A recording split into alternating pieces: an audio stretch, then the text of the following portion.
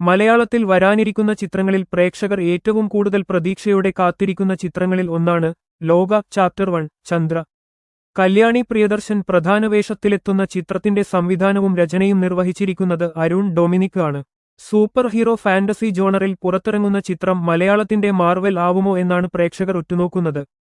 മികച്ച ഫൈറ്റ് രംഗങ്ങളാണ് ചിത്രത്തിന്റെ പ്രധാന ആകർഷണം. ഇപ്പോഴിതാ ചിത്രത്തിലെ ഫൈറ്റ് രംഗങ്ങളെക്കുറിച്ച് കല്യാണി പറഞ്ഞ വാക്കുകളാണ് ശ്രദ്ധേയമാവുന്നത്. ചിത്രത്തിലെ ഫൈറ്റ് രംഗങ്ങളിൽ ഒരെണ്ണം ഒഴികെ ബാക്കിയെല്ലാം ചെയ്തത് താൻ തന്നെയാണെന്നാണ് കല്യാണി പറയുന്നത്. അതിന്റെയെല്ലാം ബിഹൈൻഡ് ദി സീൻസ് തന്റെ കയ്യിലുണ്ടെന്നും ചിത്രത്തിന്റെ റിലീസിന് ശേഷം ഓരോന്നായി പുറത്തുവിടുമെന്നും മൈൽസ്റ്റോൺ മേക്കേഴ്സിന് നൽകിയ അഭിമുഖത്തിൽ കല്യാണി പറയുന്നു.